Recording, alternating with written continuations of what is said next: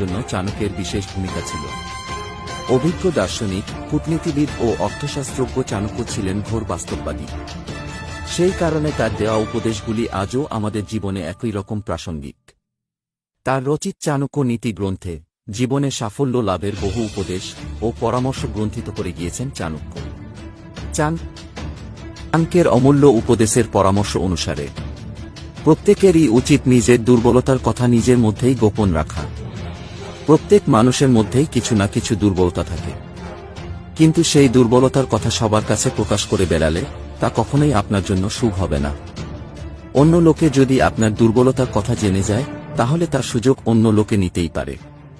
তাই নিজের দুর্বলতা নিজের মধ্যেই গোপন করে রাখুন এবং চেষ্টা করুন সেই দুর্বলতাকে জয় করতে।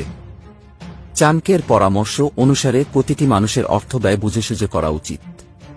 অকারণ খরচ মানুষের বিপদ